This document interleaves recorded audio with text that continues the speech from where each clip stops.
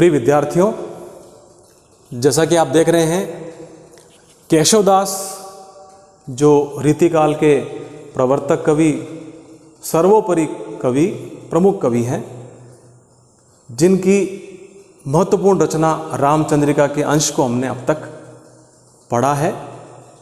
जैसा कि आप जानते हैं, रामचंद्रिका की जो प्रमुख विशेषता है संवाद योजना, उसी संवाद योजना के तहत रावण अंगद संवाद योजना का अध्ययन हम कर रहे हैं।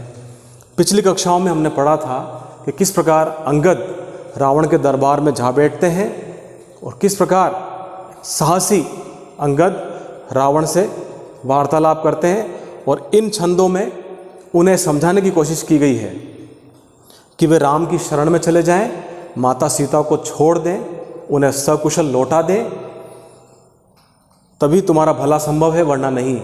तो इसी वार्तालाप को यहाँ अंगद और रावण के वार्तालाप के माध्यम से दोनों पदों में मैं आपको समझाने की कोशिश कर रहा हूँ।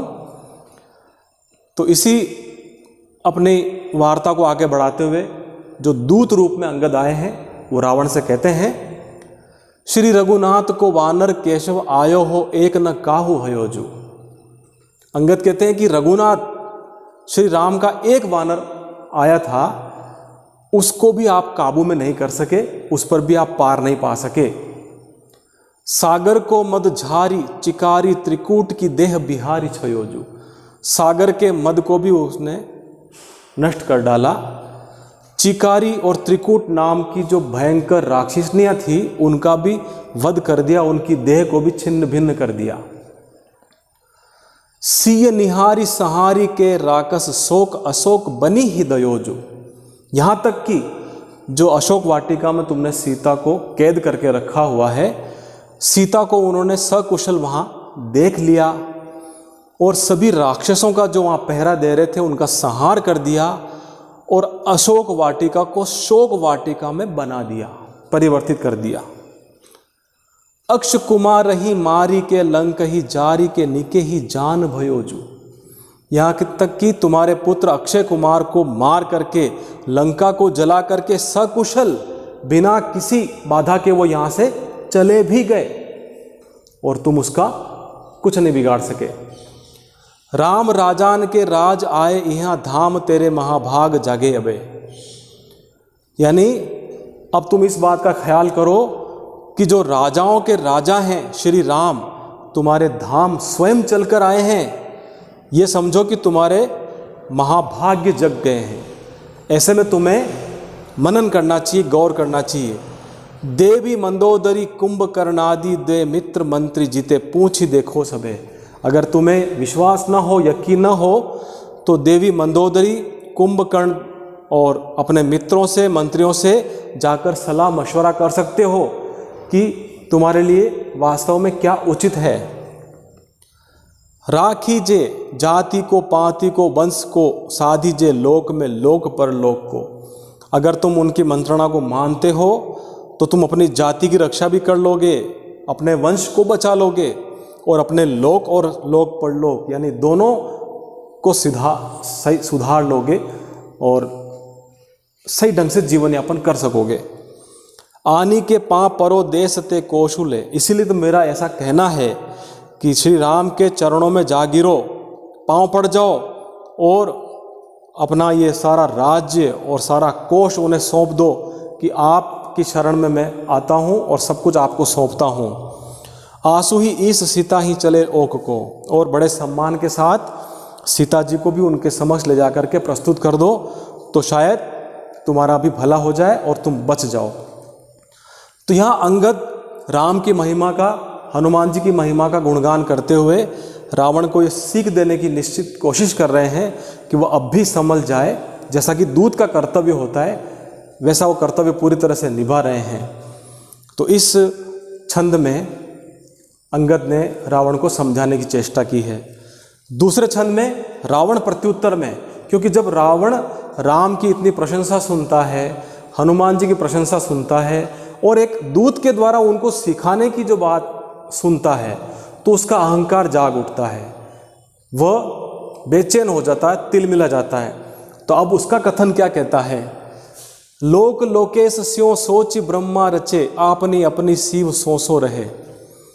इस लोक लोकेश यानी कि देव लोक सभी की रचना स्वयं ब्रह्मा जी करने वाले, इस ब्रह्मा जी ने जो संपूर्ण लोक परलोक की रचना की है, वे सभी अपने अपने हाल में जी रहे हैं, अपने अपना जीवन जी रहे हैं। तो यानी कि ब्रह्मा जी इतने शक्तिशाली है, सर्वशक्तिमान है कि उनके द्वारा ये बनाई गई सृष्टि, लोक हो चाहे परलोक हो, रची हुई है और वो अपने अपने जीवन से हिसाब से जी रहे हैं।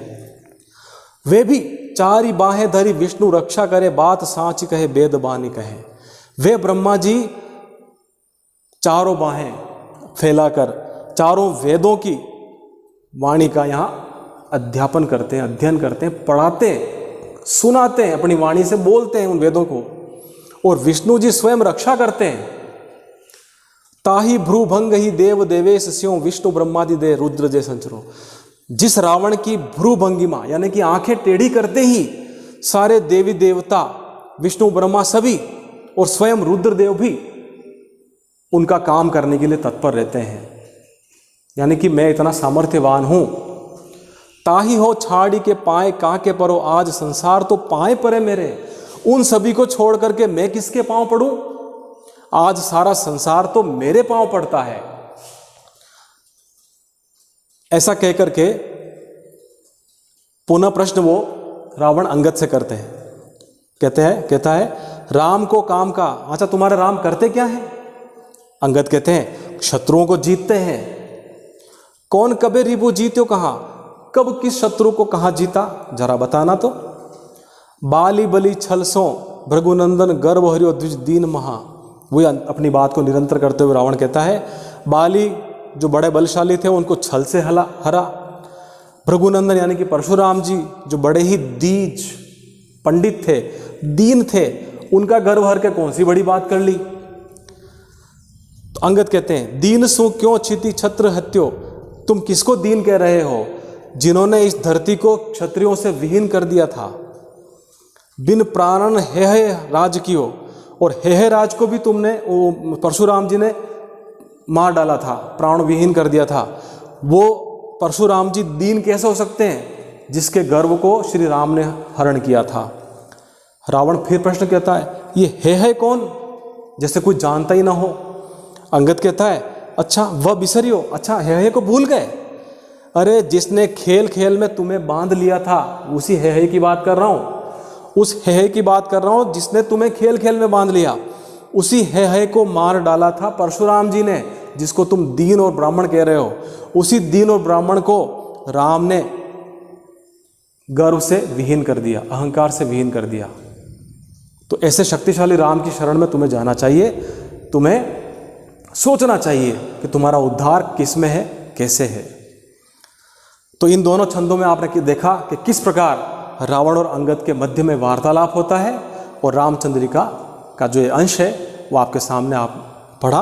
अगले अंश को हम फिर पढ़ेंगे। धन्यवाद।